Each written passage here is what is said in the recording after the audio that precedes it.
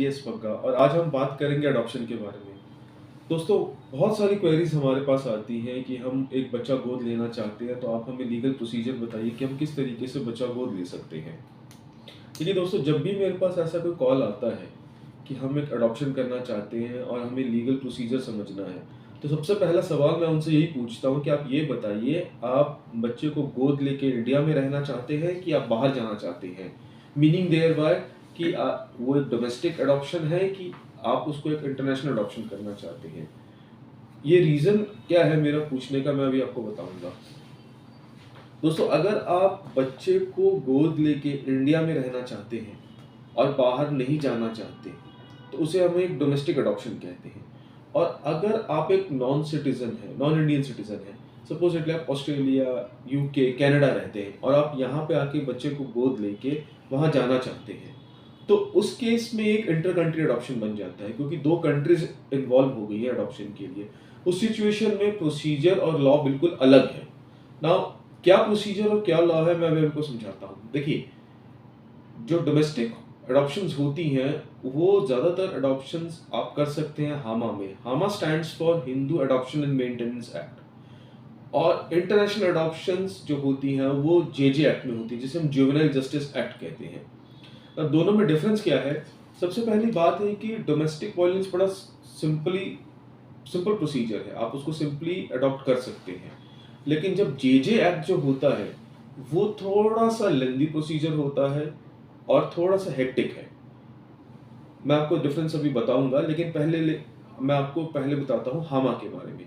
देखिए, अगर आप, जैसे मेरे पास कोई कॉल आती है, वो कहते हैं कि सर हम एक फैमिली अडॉप्शन करना चाहते हैं कि मेरे पास जैसे बच्चा नहीं है और मेरी मेरी बहन या मेरी मासी या कोई भी है, मुझे एक बच्चा गोद देना चाहते हैं, एक फैमिली अडॉप्शन हो रही है। तो उस केस में अगर आप उस बच्चे को लेके बाहर नहीं जाना चाहते और इंडिया में ही रहना चाहते हैं, तो मैं आपको कहूँगा आप हामा के थ्रू ही इसकी अडॉप्शन कीजिए, आप जेजे एक्ट में मत जाइए। हामा के थ्रू अडॉप्शन करने में ये फ़ायदा है कि आपको एक simple adoption deed, registered adoption deed बनानी है और आप बच्चे को गोद ले सकते हैं। हामा में आपको हर केस में कोर्ट जाने की ज़रूरत नहीं। कुछ एक केसेस होते हैं जिसमें आपको कोर्ट जाना होता है और आपको जो है बच्चे को गोद लेने के लिए। अदर देन दैट, अगर फैमिली अडॉप्शन है या जिस केस में बच्चे के माँ बाप हैं और आइडेंटिफाइड हैं और आपको पता, साउंड माइंड है, उनमें क्षमता है देने की और आप में क्षमता है लेने की, तो उस केस में आपको कोर्ट जाने की कोई ज़रूरत नहीं है। आप जो है बच्चे को एक adoption, simple registered adoption deed से आप बच्चे को गोद ले सकते हैं। नाउ, डीड्स दो किस्म की होती हैं, रजिस्टर्ड और अनरजिस्टर्ड, लेकिन मैं आपको हमेशा कहूंगा कि आप रजिस्टर्ड अडॉप्शन डीड में जाइए, क्योंकि एक बार अडॉप्शन डीड रजिस्टर्ड हो जाती है एक सब रजिस्ट्रार के आगे, उस केस में उसको चैलेंज करना बड़ा मुश्किल होता है। क्योंकि कई बार हमारे पास पेरेंट्स आके कहते हैं, सर हम अडॉप्शन तो करना चाहते हैं, लेकिन हमें ये भी डर है कि कल को वो आके हमसे बच्चा वापस ना मांग ले। तो उसके लिए बहुत ज़रूरी है, अगर ऐसा मन में डर है, जो होता है, अगर एक फैमिली अडॉप्शन हो तब भी ये डर होता है, तो उस केस में आप हमेशा अडॉप्शन डीड रजिस्टर्ड कीजिए। रजिस्टर्ड अडॉप्शन डीड करके आप बच्चे को गोद लीजिए और उसको आप अपने साथ ले जाइए।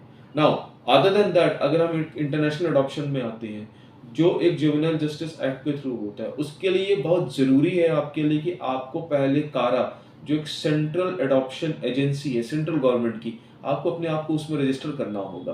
रजिस्टर करते ही आपको एक रजिस्टर्ड नंबर देंगे।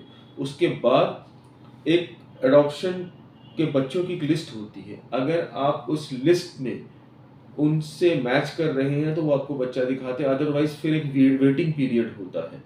इसमें भी दो तीन चीज़ें हैं कि सपोजिटली आप बाहर रहते हैं, आप यहाँ पे अडॉप्शन करना चाहते हैं, आप अपने आप को कारा में रजिस्टर्ड कीजिए, लेकिन उसके बाद अगर आपके पास फैमिली से या किसी सोर्स से आपके पास बच्चा है जिसे आप गोद लेना चाहते हैं, तो फिर आप कारा को जाके अप्रोच कीजिए कि देखिए हमारे पास एक बच्चा है जिसे हम गोद लेना चाहते हैं, बाहर लेके जाना चाहते हैं, लेकिन हम चाहते हैं कि आप हमें एक एनओसी दीजिए। उसमें एक ड्यू डिलिजेंस रिपोर्ट बनती है, जिसके हम बेसिकली एक होम स्टडी रिपोर्ट कहते हैं। जहाँ आप रहते हैं वहाँ की भी होम स्टडी रिपोर्ट बनेगी, जहाँ आप इंडिया में बायोलॉजिकल पेरेंट्स की भी होम स्टडी रिपोर्ट बनती है, वो दोनों होम स्टडी रिपोर्ट्स अपलोड होती हैं, उसके बेसिस पे फिर कारा डिसाइड करता है कि ये एक फिट अडॉप्शन है कि नहीं है। अगर उसको वो फिट मानता है तो वो फिर आपको एनओसी दे देगा। आप ये याद रखिएगा, अगर आपको एनओसी नहीं मिली तो आपके बच्चे को इमिग्रेशन क्लियरेंस नहीं मिलेगी और आप अडॉप्शन नहीं कर बच्चे को बाहर नहीं लेके जा पाएंगे। So it's very necessary.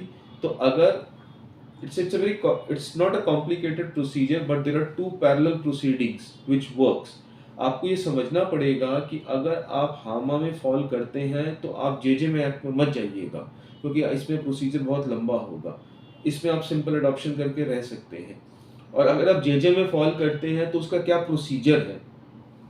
अगर आप नॉन हिंदू हैं और डोमेस्टिक अडॉप्शन चाहते हैं तो आपको जेजे एक्ट में आना होगा। तो फिर आप जब जेजे एक्ट में आते हैं अडॉप्शन के लिए, फिर आपको बहुत हेक्टिक प्रोसीजर्स में नहीं जाना पड़ेगा, जैसे inter country home study reports होती हैं, उसका प्रोसीजर अलग होता है। मेरी अपकमिंग वीडियोस में आप ये सारी डिटेल्स देखेंगे, लेकिन उसके लिए बहुत ज़रूरी है कि आप मेरे चैनल को सब्सक्राइब कीजिए। नीचे मेरा फ़ोन नंबर दिया हुआ है। अगर आप कुछ भी पूछना चाहते हैं, आप मुझे without any hesitation you can give me a call and I try to give you as much as I resolve your queries as much as I can. और अगर आप मेरे चैनल में जाके बाकी वीडियोस भी देखिएगा जिसमें आपको ये पूरी क्लैरिटी मिल जाएगी। मैं एक एक टॉपिक उठा के एक एक वीडियोस बनाऊंगा। डोमेस्टिक अडॉप्शन पे पूरी एक वीडियो बनेगी, जुवेनाइल जस्टिस एक्ट पे पूरी एक वीडियो बनेगी, इंटर कंट्री अडॉप्शन पे बनेगी, उसके क्या क्या प्रोसीजर्स हैं। तो प्लीज़ मेरे चैनल को सब्सक्राइब कीजिएगा।